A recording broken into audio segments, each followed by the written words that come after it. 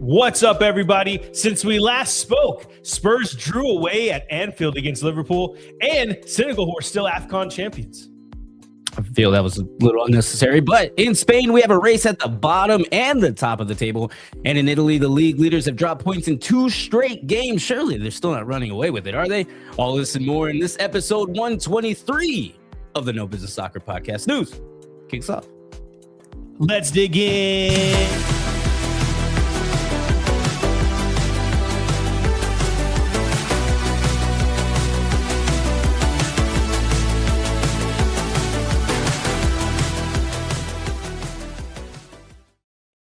What is going on, everybody? Welcome to the No Business Soccer Podcast. I'm your host, Snooze, and we got the full fam here today. We got Brainiac J-Fam in the back. We got Danny P on the ones and twos, and of course, Hype Man Vic.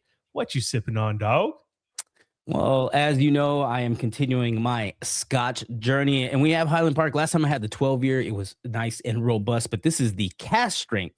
I think it's still 12-year, but it's just basically got a little bit more alcohol to it, and it is absolutely amazing. It's like eating one of your grandma's favorite like caramel candies around a campfire. It's absolutely amazing, and no cherries this time, J-Fam. Don't worry about it. So while I take a sip of this and reminisce about the old times with some caramel candies, surely I'm not the only one.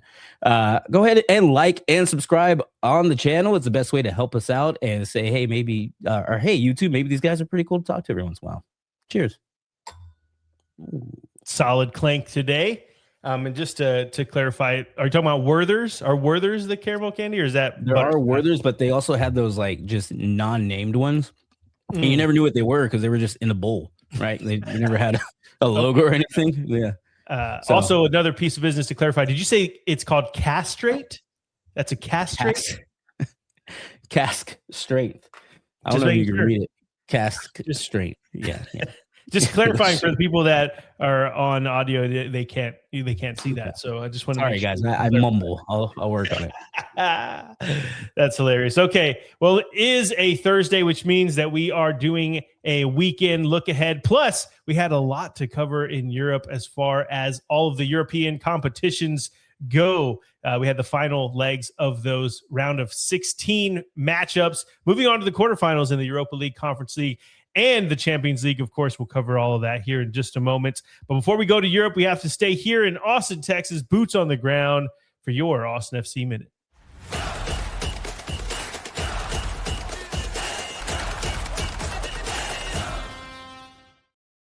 Yes, sir. Yes, sir. Well, Austin did lose again this past weekend. We lost to Real Salt Lake in Salt Lake 2-1, despite taking an early lead. And then Alexander Svatok, the Ukrainian national did have an own goal as well, so that didn't help. But it brings us to 1 win, 1 draw, 2 losses, and near the bottom of the table from right now. But also, we don't have Wolf, we don't have Vasquez, we don't have Danny Pereira, which is the core of our team, which I'm sure once we get them back, we'll be cooking with grease, as our favorite white person Ray says. We have LAFC this next week and coming up on Saturday night. So, of course, if you see your boy Hype Man Vic at the game, first beer is on me. Let me know. But what's great about these LAFC games is one, of course, Son is going to be there. He's not on the injury report or anything like that. He should be there. But also, these always feel like derbies. I have no idea why. I don't know why we beef with LA so much, because we don't get along with LAFC. We don't get along with LA Galaxy. Same with like Houston Dynamo and FC Frisco or Dallas. We just don't get along. There's always like pushing or fighting or something like that. So it should be fun, should be eventful, and I'm looking forward to it. And if you see me again, first beer's on me. Go get you a beer. I will not be in attendance, but I'll be looking forward to us winning that game. Hopefully, because it's been, not a solid start, but it's always like, it feels like 2 seasons in the MLS this year. We have up till the World Cup and then after. So as long as we are decent shape going into that World Cup break, I think we'll be fine, which is what coming like 3 months. God, that's crazy. Right around the corner. Yeah. We are getting to the nitty gritty. And if that is it for the Austin FC Minute, it is. That is it. I do want to just touch real quick. They also did announce the 2027 MLS sprint season is what they're going to call it. It's going to be a 14-game regular season next year from February to April. There are going to be 7 away games, 7 home games for each team, and it's just going to be 14 teams. But they're going to do the playoffs pretty much the exact same way. There's going to be 8 teams that qualify.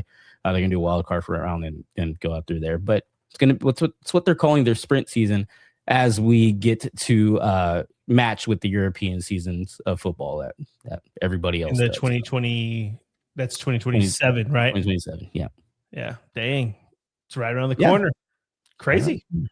Okay. Well, I had heard that it was coming. I didn't know they announced it. So good update by you, sir. Thanks for boots on the ground. Look at you. And and wearing that new kit. Oh my God. I got the new. Could be more official. Yeah, baby. Could not be more official here. Okay. Well, before we there we go. Some clapping.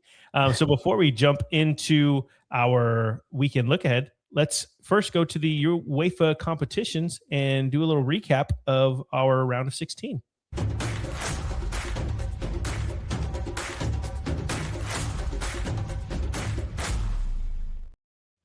Yes, sir. We did have a lot going on. We'll start first in the Conference League, and we'll kind of move our way down. There were a few good matchups. Sorry, I got like a hair on my nose. It keeps itching me, scratching me. I don't know the word for that. Anyway, but we had some the teams that we wanted to win, they moved on, and we're going to have some hell of a good matchups in the quarterfinals. So we start off with Fiorentina. They did get the 4-2 aggregate win over Rakow, which means they will move on and to the quarterfinals. We also had Mainz taking on Sigma, and they did get that 2-0. It was 0-0 in the first leg, 2-0 in the second leg. They move on because of that. Crystal Palace taking on Larnaca. They end up getting the 2-1 aggregate win. That went into extra time.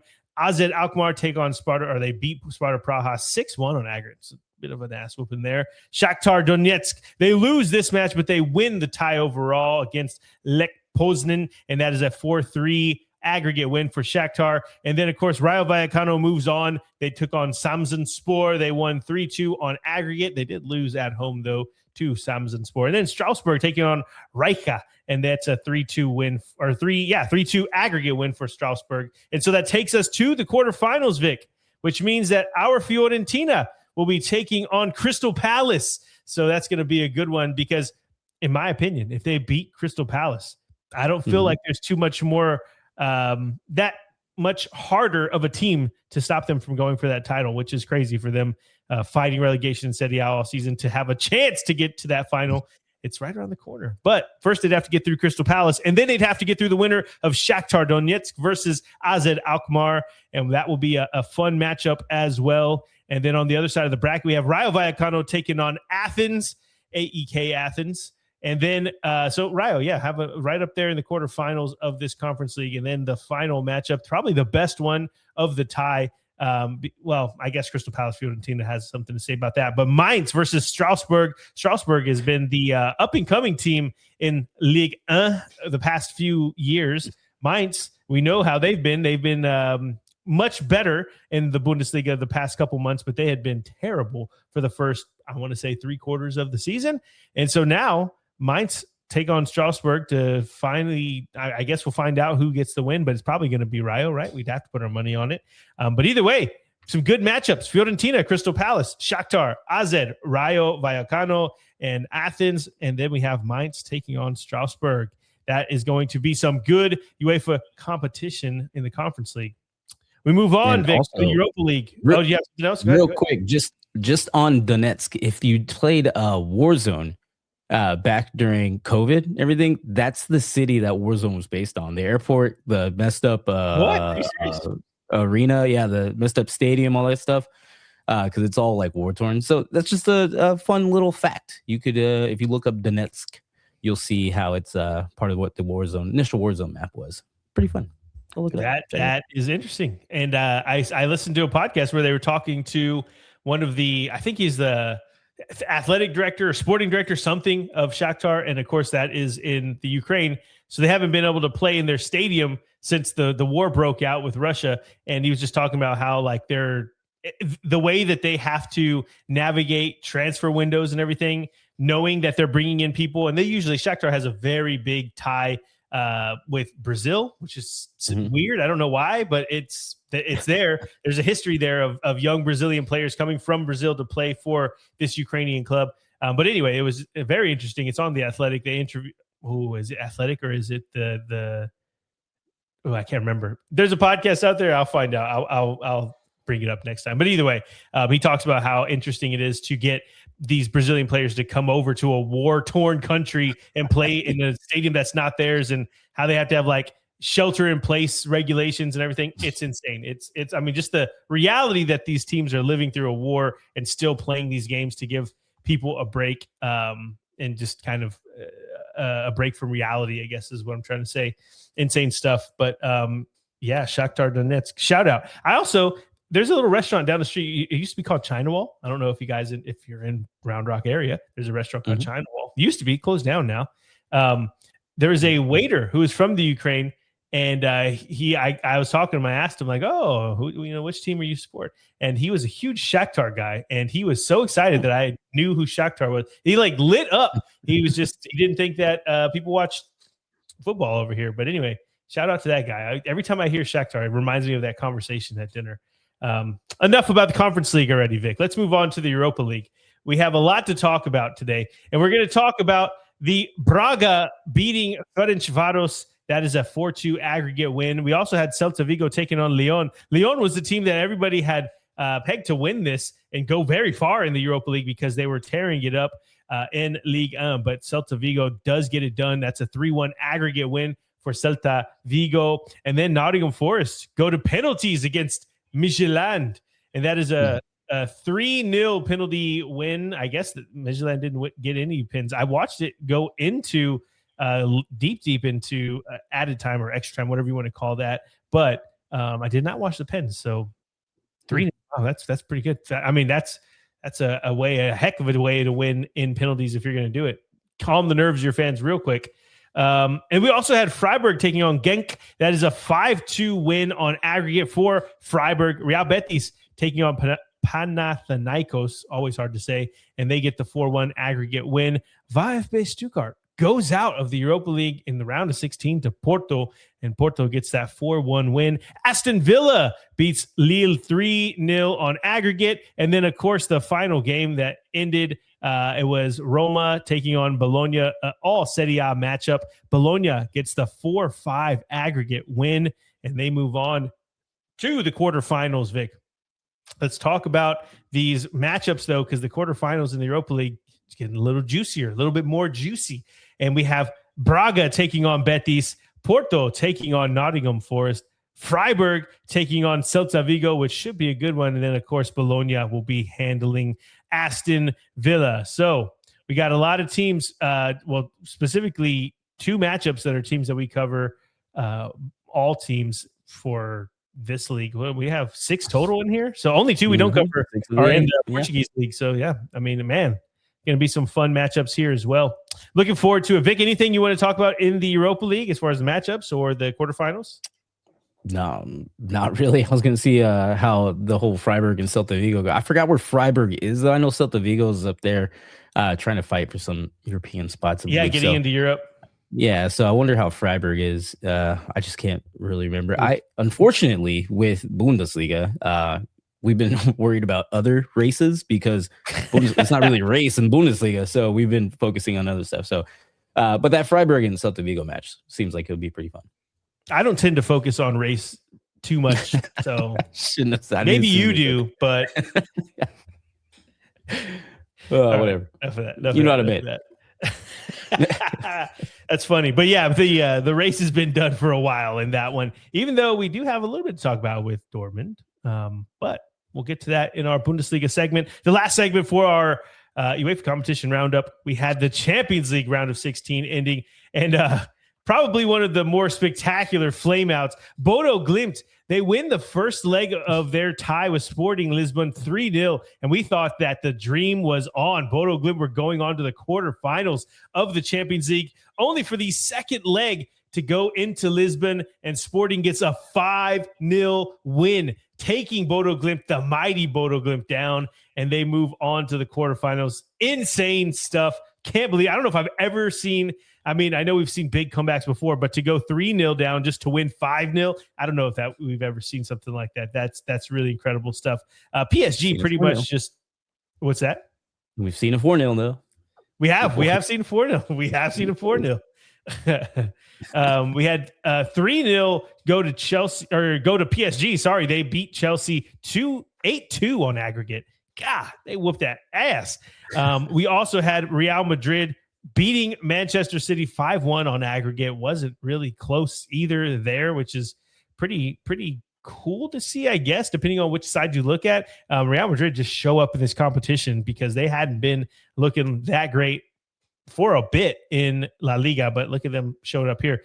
Same thing with PSG. We were talking about this matchup coming in, that it was the one that I was looking forward to the most because both teams had a lot to prove. Chelsea, obviously, they proved that they're not ready for this level yet. And PSG proved that they can hit that level again, because around this time last summer, or I guess spring going into summer, we were all looking at PSG like, we do not want to be the team to play them. And then they took down pretty much half of the Premier League on their way to winning that title over Inter, I believe what it was in the Champions League final last summer. So that was the tie for there. We also had Arsenal taking care of business against Leverkusen. That's a 3-1 aggregate. Barcelona wiping the floor with Newcastle 7-2. That's not aggregate. That's what they won this game, 7-2. It is an 8-3 aggregate for Barcelona. Newcastle just folded under that pressure. We also had Spurs taking on Atletico Madrid. Spurs did win 3-2, which is their first win since the turn of the new year, which is absolutely insane. I mean, we are almost in April, Vic, and this is their first win in 2026.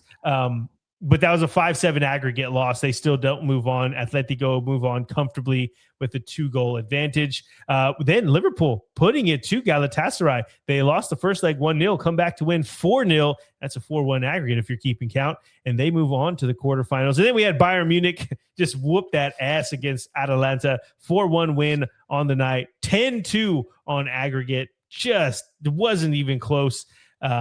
Vic, anything that you want to say before we move on to the bracket? Yeah, I'll say it just in between, but it was good to see Liverpool playing, and we had 4 different goal scorers. Scored 4, we scored 3 in like 15 minutes. I don't even know. It was really quick. Really yeah, y'all quick. put it on there. And pretty much like took the soul out of them, like Galatasaray was doing after that. It was awesome. Everyone was riding high, and they were like, cool, we play PSG next, which I'm sure we're about to go. And I was like, that's the first one. Yeah. And a little bit of shell shock from last season. So it is a rematch that happened. I don't remember if it was in the quarterfinals or the semifinals, but yeah, that was a win for PSG there. So that's the first quarterfinal of the Champions League bracket. Liverpool taking on PSG. We also get an all La Liga matchup with Barcelona taking on Atleti, which should be interesting because if you recall, Atleti beat Barcelona like 5-0. No, that was Real Madrid, but they did beat Barcelona recently too. They've actually been pretty good against the top 2 teams in La Liga, and so we'll find out if they can do it in the Champions League. A little bit different here, because the way that they kind of folded against Spurs in the second leg, maybe it's because they had a 3-goal advantage. They weren't too worried about it, but either way, you saw how Barcelona ended Newcastle's Champions League dream. Atleti did not do the same, but we'll see how it goes into the quarterfinal matchup. And then we have Arsenal taking on Sporting Lisbon, or Sporting Club de Portugal. And that is, to go from Leverkusen to Sporting, it just seems like a little bit of a cakewalk for Arsenal. Hopefully that this Lisbon team sees this and they, maybe bite my tongue, but this is not what I think is going to happen. I feel like even if Arsenal get past, we're not going to get past Barcelona or Atleti. So who cares? But the marquee matchup, maybe Liverpool and PSG have something to say about that, is Bayern taking on Real Madrid, Vic. How you feel about that one? It's going to be pretty badass. Yeah. Everybody's going to be watching that one. That's you got the Champions League kings, the Reyes, Real Madrid, taking on probably one of the scariest looking teams this century. Did you see the Harry Kane goal? Did you see that? Okay. Oh, no, I did. I did see it. Yeah, I did. He's like getting pushed up against, he's getting double team pushed up against, and he puts it behind him. And oh my God, it is, I miss that, man, so much. The goal is beautiful. If we can put it, well, I'm sure we will, but I'll share it in our group chat for sure because I could not believe that goal happened that way. He's just so good. It's going to be some fantastic quarterfinal matchups. I believe these happen the week of April 6th, like that first full week in April. So we have a couple weeks until then. We have a what's it called? International break coming up, but so we're already 20 minutes in. We got to get going here. We're talking a lot about these games, but it was a lot of fun. These knockout rounds are what it's about, and we're getting to the nitty-gritty of them. So without further ado, Vic, I think it is time to get into our weekend look ahead, and we should start in Italy. Let's do it then to Serie A.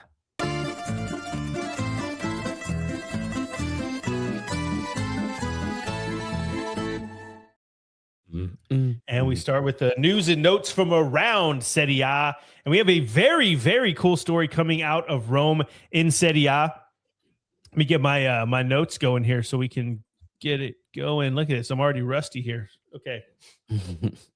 And I almost sneezed. Wow. I'm definitely ring rusting right now. It's okay. We're good to go. But yes, really cool story coming out of Rome in Serie A amidst the Lazio supporters boycott of the ownership for Lazio. We've talked about this before. They just stopped going to the games, which is a hell of a thing to organize. And the 70,000 seater Stadio Olimpico, they had the attendance down to 5,000 against Genoa. Then the next week, it went to 3,400 against Atalanta. And then it was an all-time low against who was Sassuolo. They went to 2,000 people in a 70,000-seater stadium. It was absolutely crickets. They decided to lift their boycott for one day, though, to show their support for the club, to show their love for the club, because it all stemmed from an interview that Sarri did for, I don't remember which outlet it was, but he was talking about, they were just talking about the state of the club and how the fans aren't there. And it must be very, very sad. And he said it is. It's very, very, what was his words he used? Depressing, actually. Yeah. He said, it's depressing. In June, I stayed at Lazio for the fans. And now I don't even know why I stayed, because they're not here, essentially. And obviously that tugged at the heartstrings of some of those ultras, because they lifted that boycott and they had a packed out stadium against Milan, and they end up powering their team Lazio to a 1-0 win over the team who just saw Inter drop points a couple days before. So they knew that if they could just get this win over a struggling Lazio side, they would make this more of a race in the title. They were not able to do that. Lazio fans showed up. And in all honesty, the irony is that the lifting the ban for this one match and getting that win, it's basically two middle fingers to the ownership, because they can see what the fans do and how they drive the team from the stands. They're the 12th man for them. And it was very obvious to see, because they haven't played that well in a long time. And I could imagine Milan walking out to a pitch of all these people whenever they were seeing on TV and hearing all about how there was no one in the stands, and they end up getting, I guess, distracted is the best word, and they end up losing. So well done. Our Lazio. I don't know what's going to happen with ownership and stuff. Pretty cool stuff. Very nice. And that's it for me. Okay. Well, those are your top headlines. We'll go ahead and go to your No Business Soccer podcast. Top matches for Serie A match day 30. And your top match this week is our Fiorentina, looking to continue their rise, but they have the mountain that is the league leaders in front of them. That's Inter. I think Milan threw away their chance to catch Inter when they lost to Lazio last weekend, as we just mentioned. But either way, it's back-to-back games where Inter have dropped points and looked very vulnerable. And let's not forget, our Fiorentina have only lost once in the last 5 matches and are now 4 points clear from the drop zone. With 8 matches left, 4 points is definitely not enough to feel safe just yet. But that means that they'll be playing for something, and the Viola will be coming for 3 points. I think that this could be a tougher matchup than it looks like on the table. And we'll see on the day. And those are your top matches. No Business Soccer podcast. Top matches for Serie A match day 30. Let's go ahead and jump into the rest of the match day. And it starts on Friday, as Cagliari are hoping Napoli will put on cruise control for their for the first match of match day 30. Cagliari are 15th and 6 points from Cremonese in 18th, but they are in much worse form than Lecce and Fiorentina below them. Napoli has had they have a bad result in them every once in a while, but with a healthy KDB back and firing on all cylinders, this squad is running hot, and Napoli might be too much for Cagliari to handle. And next up is a lower table matchup that might just stay that way regardless of the outcome, as Udinese head to Genoa. It took a bit, but De Rossi has finally gotten this Genoa side playing like a team. And with 10 points from their past 5 games, they were virtually safe and looking more likely to catch Udinese at mid-table with the result in this game than looking down the table any further. We then move to Saturday as Parma look to bounce back and have a great chance to do it against the free-falling Cremonese. Cremonese have lost 4 straight and are starting to sink into that bottom 3 and sink. What I mean is you get in a couch, Vic, where you're like, it's not comfortable at first, but you start to sink into it and you're like, all right, this is comfortable. That's what's starting to happen to Cremonese, but they still have matchups against Cagliari, Pisa, Torino, all in the final 8 matches. If they can find a way to get something from this match against Parma, they will still have a chance to stay up. And our next match has Milan looking for one last title push despite the last loss, and it comes against a Torino side that has won 2 of the last 3. It's got to be a deflated locker room in Milan, knowing that they basically put themselves out of the title race with that loss last weekend. But if our Fiorentina can get a result over Inter and Milan can take care of Torino, it's back on. So we'll see if they can get the win here. And Saturday ends with Juve looking to creep back into the Champions League spots as they take on the once hot Sassuolo team, who have now lost 2 in a row. Sassuolo have fallen off a bit with back-to-back losses, but we're not too far off from their impressive run. With Como ahead of Juve in 4th in the last Champions League space, there's little to no error for Juve. They have to get 3 points here. We then move to Sunday as the league's hottest team, Como, take on the almost relegation cemented Pisa. Como on 4 straight wins and setting the pace for that last Champions League place at the moment. They love to see the bottom of the table-ish Pisa coming to the lake. I think that's what we're going to call this their stadium, the lake. Sounds daunting, sounds intimidating, but when you look at it, it's kind of beautiful. Lake Como, got to go. That's bucket list. Even though I think it's not really a great stadium, like it's just location. You know what I mean? Gotta check it out. I put table-ish, bottom of the table-ish for Pisa because they're doing that thing again, Vic. Verona and Pisa, I think they're doing that thing again. Yeah, they're fighting for relegation, fighting for that last spot. But speaking of relegation, our next match has Verona looking to get some points off of the Atalanta team that hasn't won in 3 straight match days. Atalanta flamed out of the Champions League and are now struggling in Serie A as well. It's not likely that they get into the top 4 at this point, but they are close to missing out on Europe altogether next season. Anything less than 3 points against bottom of the table-ish Verona, not sure, is unacceptable. And then Sunday continues with the table neighbor battle, with the winner looking to make one last push into European competition consideration placement as number 8 Bologna welcome number 9 Lazio. And I'd love to make this a top match, but neither side is getting into the top 6, and they're really just fighting for dignity at the end of the season. Maybe with a win on either side, they can start to make that push, like you were saying, but the teams above them are hot right now. It's going to be hard to catch. And next up is Roma looking to break their skid as they take on the relegation-threatened Lecce. Roma have only won once in their last 5 matches and are just about holding on to that top 6 spot for Europe next season. Lecce are fighting for survival, but we don't think that the Milkmen could possibly take points off of Roma right now, even in their vulnerable state, do we? I don't think so, but even seeing Roma lose against Bologna in the Europa League like they did, they're just not in a good state right now. They are not the team they were earlier this season. Milkmen, if they have anything left in them, a win at, or I don't know, maybe a win, a point, a draw at Stadio Olimpico would be a very big deal. And your Sunday and match day 30 close with your No Business Soccer podcast. Top matchup, that was Fiorentina and Inter. We talked about that. So we can go ahead and look at the table going into match day 30. And of course, you will still see your Inters on top as Inter Milan are still number 1. They have 68 points. They are followed by AC Milan, Milan with 60 points, 8 points clear behind them.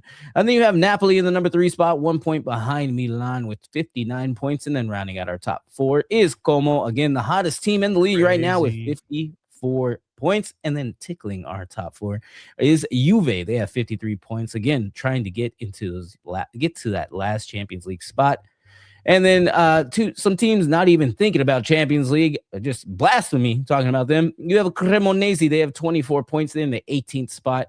They would be the first team relegated if the season ended today. And then you have Pisa and Elis Verona battling for the number 20 spot. They're in the 19th and 20th spot, respectively. We've done this for a while. They've had the same amount of points. They've had the same amount of wins, like almost everything. And they're doing it again, like you said earlier, Snooze, with 18 points apiece. Yeah, it doesn't matter who's bottom. They're both bottom. It's just a joint. They're joint bottom. How about that? Yeah, exactly. Man, I can't believe that Como are doing it. Like they're getting hot at the end of the season, right when they need to, and they may be getting into the Champions League. This is a big debate in. I don't know. I mean, maybe it's just my own head, but like I'm debating whether it's better for Como to miss out on the Champions League and skip out on all of those millions, but to be able to make a run and actually have a chance at proving themselves against teams in the Conference League or in the Europa League and possibly getting like deeper into those competitions, winning a trophy versus going to the Champions League. And we know they're not going to be better than those teams. And then maybe getting to the playoff round next season, but then losing. I mean, yes, there's a possibility that they do go further, obviously, but it's just less likely there because they don't have the squad size. They don't have the depth like other teams that are constantly in Europe do. I don't know, Vic, how do you feel about that? Like, what would you rather? Would you rather go further into a competition and possibly win a trophy, or would you prefer your team to get the money from the Champions League, even if they just flame out in the league phase? Well, I don't know. When's the last time they've even been to Europa? I don't think they've ever been. I don't think Como would. Yeah, this is like their only chance. You gotta push for it. That's something not just in Italy. I mean, it's all Europe. You're getting teams from maybe Germany and Portugal, everywhere to go see you and stuff. You gotta get your name out there. Gotta get some notoriety, and then you'll have some of those players wanting to come to play at Como. It's a beautiful place. They are an underdog story. They did all this stuff, but they're like it'd be a fun place to go. They gotta go Champions League. They gotta make a push for it. Okay, so you're saying screw getting further in the competition or the chance to go further. You'd take the money and the glitz and glamour of the Champions League. That's fair. Would love to. That's fair. Fair enough. All right. Well, that's it for Italia. I think, Vic, time to move on now. We are going to Germany. Let's do it then to Bundesliga.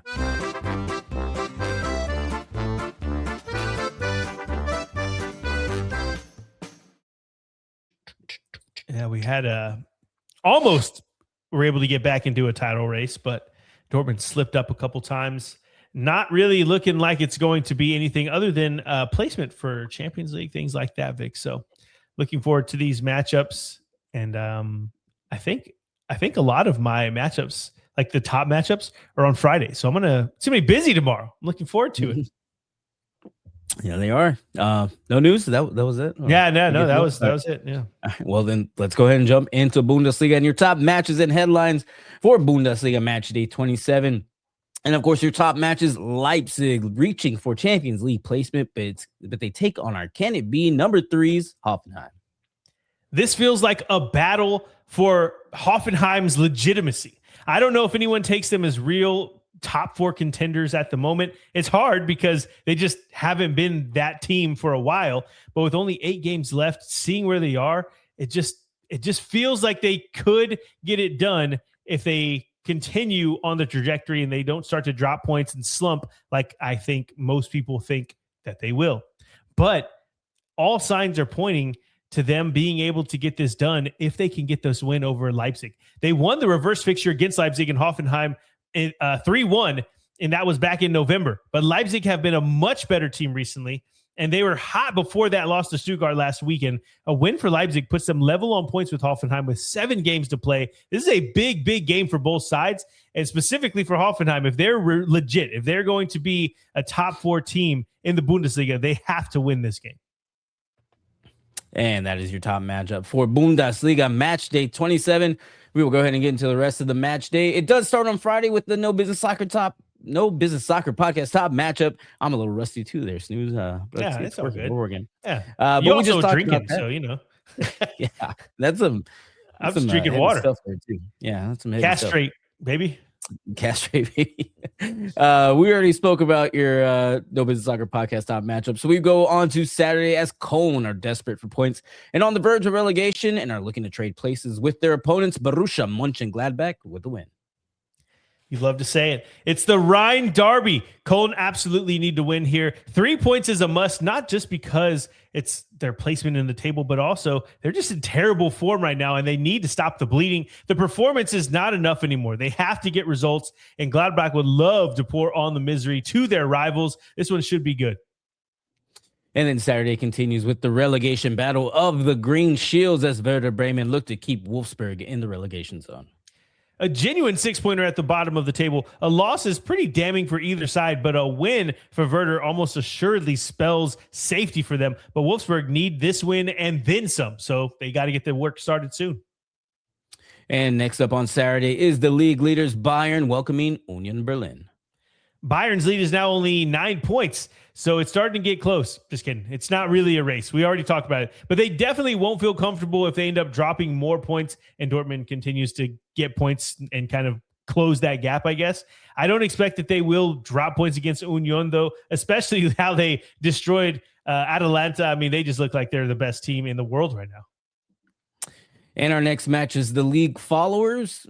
I think that's the opposite of league leaders, whatever the opposite of Bayern is. But it's Heidenheim welcoming Bayer Leverkusen. Leverkusen just need a win, like a warm hug on a summer evening. I don't know why summer evening just sounded right. And that's why they should be, or that's what they should be getting against Double H, because Double H absolutely can't beat anyone right now. And we close Saturday with the best of the rest, Borussia Dortmund welcoming the mid-table Hamburg.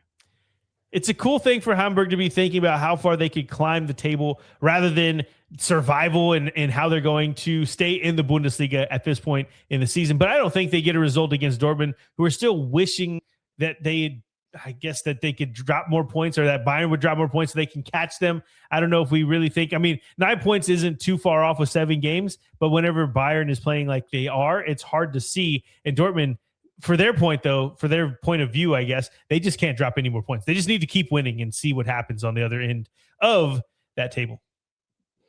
We then move to Sunday as Mainz look to keep their unbeaten streak going as they take on an Eintracht Frankfurt team looking to keep their streak going as well. Mainz are basically clear of the bottom 2 right now, so they won't be directly relegated at least, but they still only 3 points from the playoff spot and needing some more points to make sure that they feel a little safer. Riera's reign at Eintracht Frankfurt, though, has seen them pick up more points since he's joined, but it's definitely, they aren't clicking as fast as I thought they would be. They aren't soaring just yet, but this one should be fun between two teams that are pretty good right now. And then Sunday continues with St. Pauli looking to return to their recent run of form against a Freiburg side that is winless in their last 3. If St. Pauli are going to get out of that 16th spot, they need to be able to get at least a point against a team like Freiburg, who don't look like they're getting into Europe and are really just playing for placement in the Bundesliga table, I guess. This is a team that St. Pauli has to beat. And Matchday 27 ends with Augsburg welcoming a Stuttgart side that needs these points to stay in Champions League placements. Stuttgart are oh so close to another top 4 finish and Champions League football next season if they can just add a third loss to that 2 that Augsburg already have in a row. We know that Leipzig and Hoffenheim are doing battle on Friday, and those 2 teams are sandwiched around Stuttgart, and it could be a chance to climb into third if all things go right for Stuttgart 5B. It's a big opportunity here. And those are your matches for Bundesliga match day 27. Let's go ahead and take a refresher of the table. Not that you need a refresher on the top spot, as Bayern Munich are still your number ones. They have 67 points. As Snoo said earlier, they are 9 points clear of the best of the rest. Borussia Dortmund, they have 58 points. Then you have our Can It Be number 3's Hoffenheim. They have 50 points. They are tied with Stuttgart, who round out our top 4 with 50 points as well. And then tickling our top 4 is RB Leipzig. They are 3 points behind the Champions League placement spots. They have 47 points, trying to fight in these last 7 weeks. And then we look at the bottom of the table, and you have St. Pauli in that relegation battle zone or playoff zone. They have 24 points. They've been in a pretty good form recently, so they're looking to keep climbing and get out of there. They are followed by Wolfsburg, who are definitely in the relegation zone. They have 21 points, lost 3 of their last 4 recently, and they are only followed by Heidenheim. Of course, they have 14 points on a 3-game losing streak, and Heidenheim doing their best to stay at the bottom of the table, unfortunately.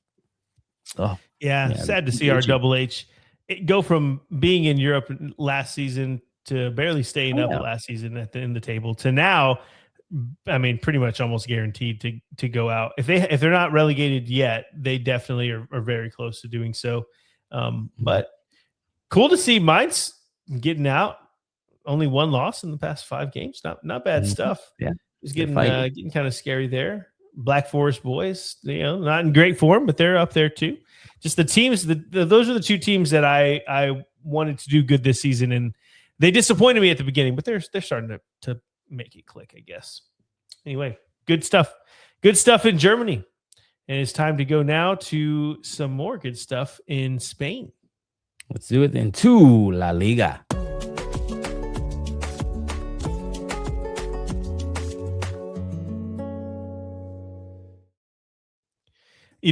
I have a pretty good news and note section, whatever you want to say, I couldn't decide if it was for La Liga or for the Prem. So I ended up putting it on the Prem. So just put a pin in that. There's no news and notes for La Liga, but because there's a really good news and notes that's kind of like a joint one. But I'll make you wait until the Prem. So anyways, I'm excited. It's interesting. It's fun. The anticipation. Well, let's go ahead and get there then, and let's go through our No Business Soccer podcast top matches and headlines for La Liga Matchday 29. And your first match has more stakes on the side that is Real Sociedad, but they take on a Villarreal side that has only 1 loss in the last 5 matches. It's been a bit of a slump for our American coach abroad, Rino Matarazzo, and his Real Sociedad. But from where they are, or from where they were, where he took over, to where they are now, and I mean, they were at the bottom of the table. Not at the bottom, but they were towards the bottom, looking more like a relegation battle than anything else. And now they're fighting, knocking on the door of Europe, Vic. It's incredible. And now Villarreal, the next team in the way of that dream. Villarreal are in pretty good shape in the league right now, but let's not forget that they flamed out in the Champions League in horrible fashion. I don't think they got a point. I think they did horrible. Like, if it was a point, then that was it. It was just a draw. And they're doing terrible in the league not too long ago. This should be a good match, but one that I think is very winnable for our Real Sociedad, La Real, whatever you want to call them. I think they have to be our until there's not an American coach. You know what I mean? Has to be. Yeah, they will. And, of course, your second match, we have a classic as it's the Madrid derby. It's number 2 versus number 3. It's Real Madrid versus Atletico Madrid. It's going to be a good one. It's most likely the final Madrid derby of the season. I say most likely because I guess technically it could happen in the could it happen? I can't remember the bracket. Let's see. I should have checked that in the Champions League. Could they meet? No, we could have a Madrid derby in the final of the Champions League. So most likely the final Madrid derby of the season, but not technically. It is a great chance for Atleti to get one over on their arch rivals, though. Real Madrid won the last game that they played, and that was in the semifinals of the Supercopa.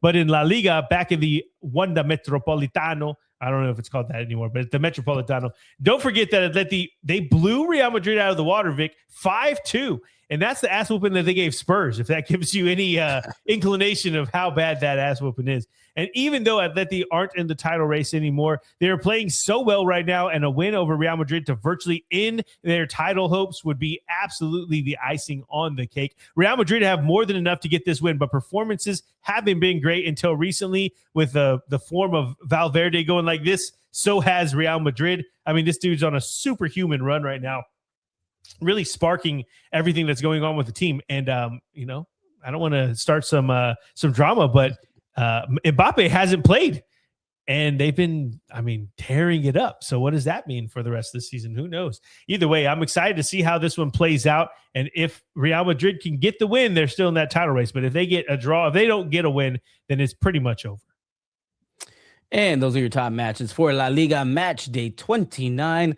Let's go ahead and get into the rest of the match day. And it starts on Friday with your No Business Soccer podcast. Top matchup, that was Villarreal and Real Sociedad. We talked about that, so we go straight to Saturday as the once mighty Elche now find themselves in a 6-pointer against the also relegation-threatened Mallorca. It's a massive 6-pointer at the bottom of the table with Mallorca just 2 points ahead of Elche in 18th. Mallorca got the win over Espanyol last time out, but neither team are in great form and both need a win. Saturday continues with two teams headed in very different directions as table neighbors battle. It's number 8 Espanyol taking on number 9 Getafe. Bro, there's so many table neighbor battles in the La Liga this weekend. I was like, man, if I said it every time, I mean, we should say it every time. We have to. It's kind of our thing now. But either way, the fall from grace for Espanyol has been so bad. They are without a win in 11 games in La Liga and have gone from the top 4 to nearly mid-table at this point. Getafe's ridiculous run has come to an end, but nobody would be surprised if they can get a win here on the road over Espanyol. Also, like you mentioned, table neighbors. So gotta do some damage. From one table neighbor matchup to another, but it's in the worst ways. We move to an interesting bottom of the table clash as number 19 Levante and number 20 Real Oviedo go at it, but both teams just have one loss or last 6 combined. This is like they're in the hood table neighbors. There we go. It's hood neighbors. 2 bottom of the table teams going at it. And yeah, it's a 6-pointer, which means that a draw does neither side good. We always say that 6-pointers, just go for it because a draw does nothing. Even with the win, though, they both would have a lot of work to do to get out of that bottom 3. But if Oviedo gets a win, it would mean that there would only be 3 points separating the bottom 3 teams, which is very interesting with this many games left to go, Vic. I mean, could you imagine if there's only 3 points, it could swap over and over until the season is done. And it means that the bottom of the table is a lot more competitive with the Real Oviedo win. So I don't know if I'm here for the chaos. So I'm kind of leaning that direction. Yeah, and like I said in our opener, this is the league that has a race at the bottom and race at the top. So it's pretty fun. But next up is Girona headed to Osasuna with both teams looking to make a run at those Europa and Conference League spots. They just need a little help. Mid-table teams and table neighbors going at it. I think Girona are the better side at this point with Osasuna hitting a funk recently, but this one should be a sneaky good Saturday afternoon game. I feel like Osasuna needs to get back on the horse, but man, I've counted Girona out too many times this season. I'm just not going to do it anymore. And Saturday ends with what else but another table neighbor battle at Sevilla. Welcome, Valencia. Yes, once again. I think both sides are going to be safe at this point. They're not necessarily looking at relegation anymore, but it's not comfortable for either of them. And a win would do very good to make sure that they feel, just a little bit more comfortable with the points that they have between them and those bottom 3 spots. But either way, I don't know. It's crazy because both these teams, in my mind, are at least mid-table to over that, trying to get into Europe, but it's just not the case recently. Yeah, and shout out to the matchmakers. They did it really good in the season. 10 games left, getting all these like really table neighbor battles going on. Because you want to see this, right? Because if you're playing, if it's a bunch of top teams versus bottom teams, you're not going to get much movement in the table. This table could be all jumbled after this weekend. Yeah. So shout out to the matchmakers. It's awesome. Yeah. But then we move to everyone's favorite Sunday as the league leaders Barcelona look to keep their foot on the gas as they welcome the well-informed Rayo Vallecano. Barcelona just needs to not slip up and the title's theirs. And I know it's been hard to count Rayo out of any game, but Barca seems like a bridge too far at this point in the season. But again, they did force a 1-1 draw back on match day 3 at Vallecano. So we'll find out what happens here. And our next match is Celta Vigo welcoming the relegation-threatened Alaves. Alaves seem like a team that are on the way down, and Celta are still trying to lock in their European credentials for next season. Celta, they should be fine here, though. And then Sunday continues with Athletic Club looking to bounce back against a Real Betis side that is winless in their last 4. It's been another disappointing season for Athletic Club, who've basically resigned themselves to finishing as a mid-table team. Real Betis, on the other hand, have played themselves out of a top 4 spot, but now it's looking like their top 6 status is in jeopardy as well. It's a good stop the bleeding match for both sides. And match day 29 ends how it began with your No Business Soccer podcast. Top matchup, that was the Madrid Derby. Almost said their names, but the Madrid Derby. We already talked about that, so we can go ahead and take a look at the table headed into match day 29. And of course, up top, it's getting interesting as there are just 10 games left and 4 points separate number 1 versus number 2. That's Barcelona versus and Real Madrid. They have 70 and 66 points respectively. Then you have Atletico Madrid, who participate in the Madrid derby this weekend. They're clear 9 points behind Real Madrid, but things are getting interesting, especially with this Madrid derby coming up. They have 57 points. And then Villarreal round out our top 4. They have 55 points. And then tickling our top 4, but very far away tickling, maybe with some those press-on nails. Whoa. Okay, well, Real Betis have 44 points. They're 11 points behind Villarreal, but still making their presence known there. And then we take a look at the bottom of the table. As you see, the once mighty Elche now in the relegation zone. Elche have 26 points in the number 18 spot. They're followed by Levante, who have 23 points in the number 19 spot as they take on the last spot on our table, Real Oviedo. They have 21 points. But again, both of these teams together, only one loss. They're past 6 combined. And that's going to be fun to watch. Nice little sneaky fun match to watch this weekend to see who might be able to fight out of the relegation zone. And it's crazy looking at the table. The thing that keeps popping out to me, though, is that Villarreal, this is the crazy part that I was talking about. They absolutely sucked in the Champions League this season, but they're pretty much guaranteed at this point, unless they have a horrible last 7-8 games, to be in the Champions League again. Like, do I want to see that? This is much better. I don't know if they're much better in the Champions League. We don't know that for sure, but I'm just saying I'd rather see someone else give it a try, because at this point we've seen Villarreal there. They're not doing anything. They're flaming out. They were one of the worst teams in the league in the Champions League. And it doesn't matter because they were so good at the beginning of the season that Real, Betis, and Celta Vigo, there's no point. They're not going to catch them. So, your top 4 are pretty much locked in. And anyway, it's just crazy to me to see that. And I don't know if I'm excited for Villarreal in the Champions League again, Vic. That's all I got to say. I don't know why. I'm not a Villarreal hater. I don't know why. It's just you sound like a Villarreal. Yeah, hater. I do. It's just bothering me because I'm like, man, if you're not going to do something there, just give someone else a chance. So either way, I see. I get you.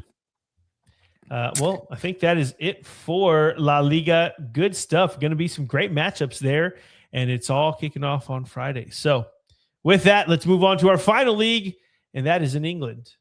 Let's do it to La Prem.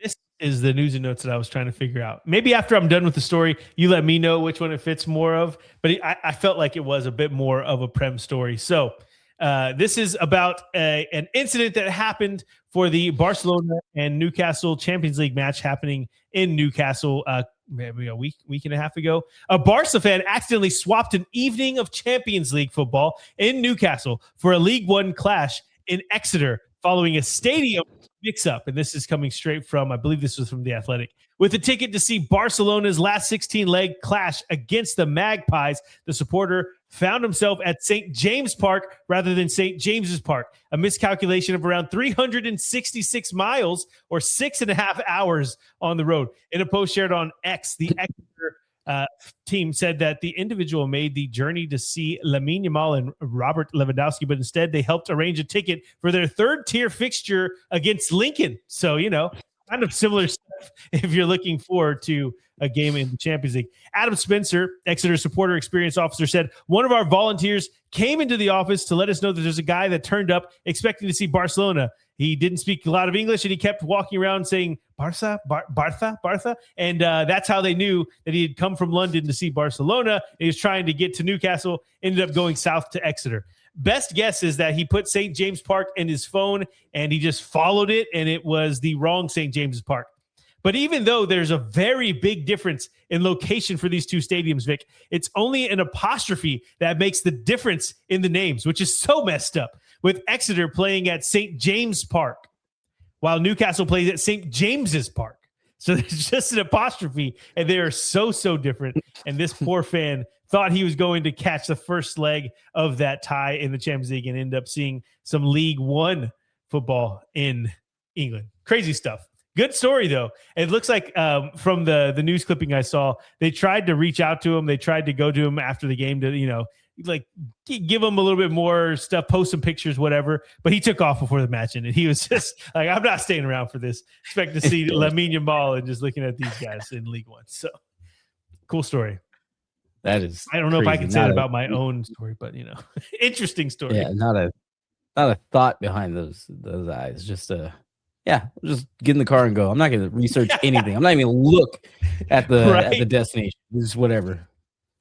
I mean, crazy. It's like if you look at the map of England, like Newcastle is one of the furthest north places you can go. Exeter is south of London, so you have to know that. Like, I mean, come on, that's crazy. But he didn't speak good English. He said so. Crazy stuff. Vic, I mean, but how messed up is it that St. James Park and St. James's Park? Like, if you're not an English speaker, what the hell is the difference? Yeah, that's crazy. Oh man, let's change that. I believe it. We gotta fix it. Yeah, we gotta fix it. Okay, that's it for the news and notes around the Prem, though.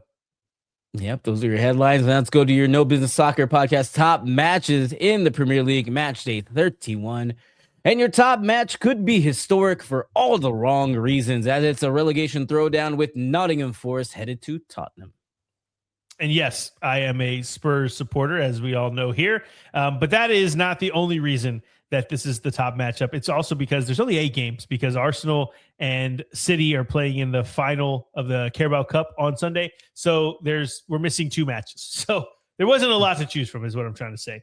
But either way, Tottenham Hotspur taking on Nottingham Forest. There's a lot of decent matches in the shortened Premier League schedule this weekend, but none with the impact on the clubs of this one. This is a massive 6-pointer for these two teams that were in Europe this season. Well, looks like Forest is still in Europe, but either way, both are on the brink of relegation this season in the Prem, and Forest definitely don't have the Premier League pedigree, and yet they can do a bit of yo-yoing and be fine. That's maybe to be expected. But Spurs have never been relegated from the Premier League in the Premier League era, I guess I should say. And they would be by far the biggest club, as far as a global club, to be relegated from the Prem. This is a hugely important game for the future of the history of Tottenham Hotspur. And needless to say, it is a must win. They not just a don't lose. It is a must win.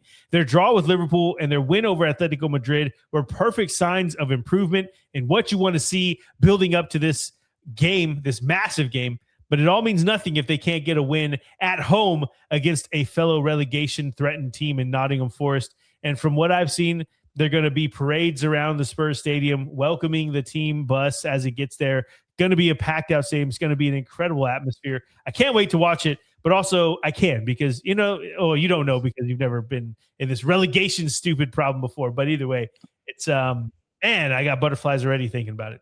It'll be fun. And that is your top matchup for match day 31. Let's go ahead and get into the rest of the matches. And it starts on Friday as Manchester United look to cement their Champions League participation. And it would start with a win against Bournemouth. And it's 4 draws in a row for the Cherries. And they're cruising at mid-table with not a ton on the line, really, at this point. But United are still trying to lock up that top 5 spot and the Champions League places. It looks like top 5 is going to be enough to do it for the Prem this season. Michael Carrick also trying to cement his status as the full-time boss over there at Manchester United. We'll see what happens, but it's a big game for United. Yes, and then we move on to Saturday as Liverpool look to keep more points from slipping between their fingers, but they take on a Brighton team that has won 3 of their last 4. Speaking of trying to lock up Champions League spots, Liverpool have dropped points in back-to-back weeks, and it's only because Villa have been terrible that Brighton, I mean, it's only because Villa have been terrible that they haven't fallen further, is what I was trying to say. Because Liverpool are right there, still a few points away. We'll see the table in just a moment. But yeah, man, Villa not doing themselves any favors here. Brighton are a tough task on the road, though, for Liverpool. And I mean, they're definitely going to be a tougher than the home game they had against Spurs, which they dropped points in. So we really need to see them get a win, Vic. And don't need to tell you that, but either way, Liverpool with a great chance to stop the bleeding here. And next up is Fulham, looking to make one more run at European competition places as they take on the lowly Burnley. A team about to be relegated and a team that's comfortably at mid-table. Not sure there's too much to watch here, but either way, these teams, I mean, if you're fans of them, then watch the game, If you like JJ Watt, he's a co-owner or one of the owners for Burnley. That's pretty cool. Yeah.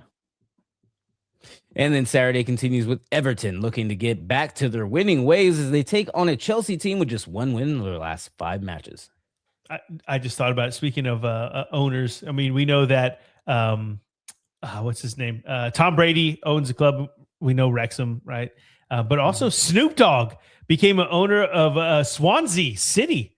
And he was out there like waving the towel and everything. I mean, this is getting crazy, man. Everybody's getting in on the action. I'd like us to blow up so that we can put our faces on one of the teams as well. And I don't know which one that would be. We'd probably have to go to like League One, but that'd be cool. That'd be really cool. So anyway, just fun stuff. It's like the stuff you play FIFA and you like dream about. And then now it's like 2026 and there's so many people doing it.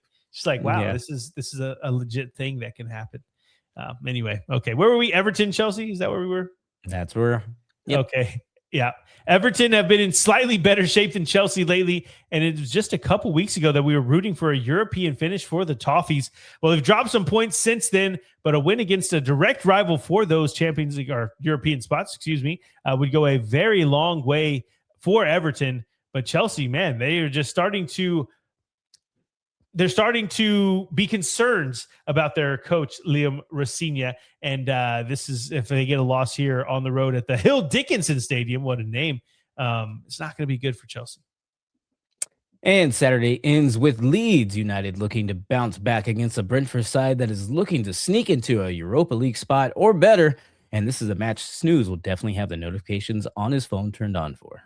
Absolutely. Leeds have found themselves in the thick of the relegation battle. And even though it seems like they aren't in as bad a shape as Spurs and Forest, they need this result. The Bees are tough to beat, but have dropped points in 4 of their last 5 matches. So let's hope that the Bees can pick it up to take down Leeds. I mean, everybody's rooting for that, of course. Yeah, one of us is for sure. We then move to Sunday with the mid-table matchup that will more than likely keep both teams mid-table as Newcastle look to make it 3 wins in a row against Sunderland.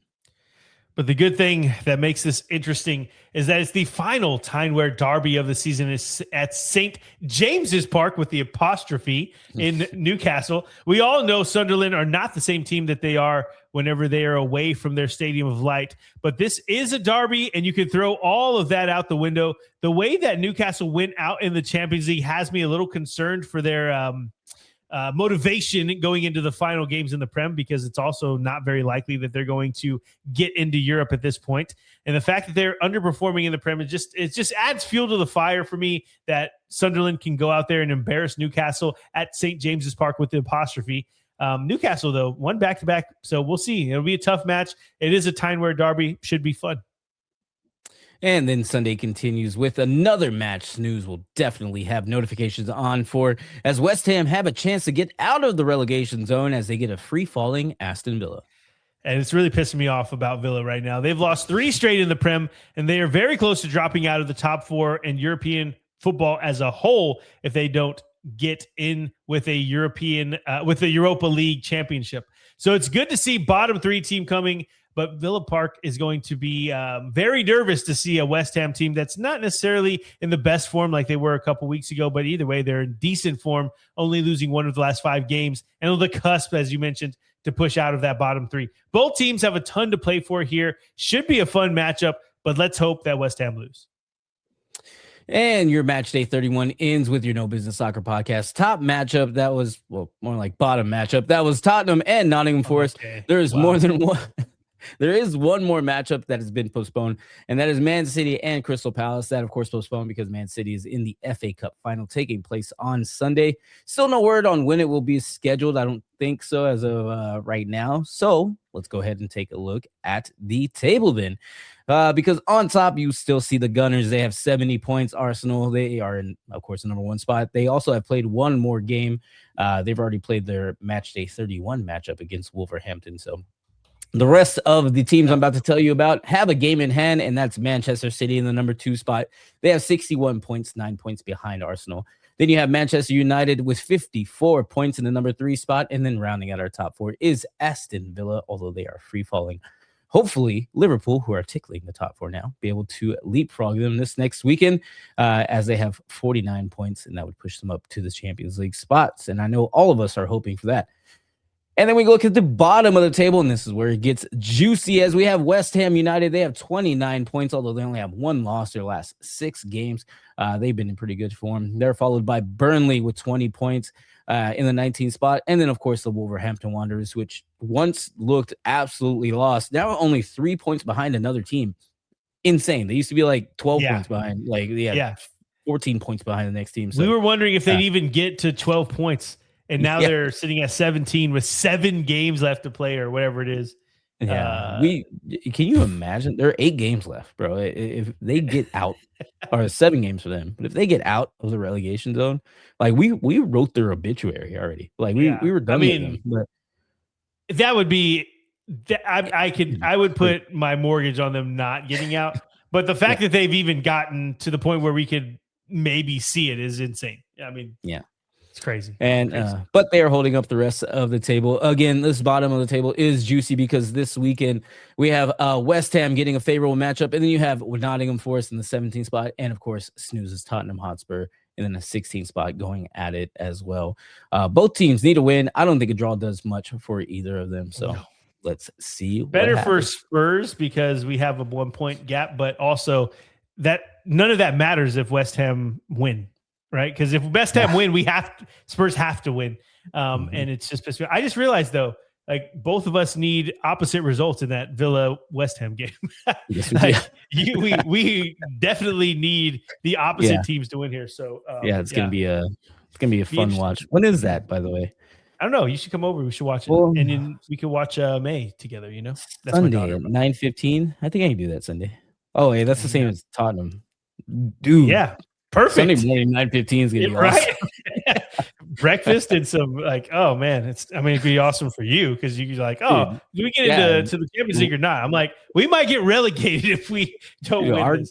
Liverpool's game will be done. Like I don't have nothing to worry about at that point. Like, no, you know what? Actually, I don't want to. Yeah, I don't want to watch it with you. That's bullshit. No, I'm not watching it with you. It's not gonna be. We'll make it happen. We'll see what happens. Anyway, I'll bring kolaches. All right. I think that's it. We've said it all. DJ, play our music. Vic, take us home. Everyone, thank you for spending some time out of your day to talk about some European football with your boys here at the No Business Soccer Podcast. Be sure to like on and subscribe on all of our social medias. Everything's at No Business Soccer Podcast, except for TikTok, except for Twitter. That is at No Biz Sock Pod because those names are way too damn long. Everyone, enjoy the relegation battles. Enjoy the top 4 battles this weekend, and we will talk to you all very soon. Okay. Peace. No need to say that, first off.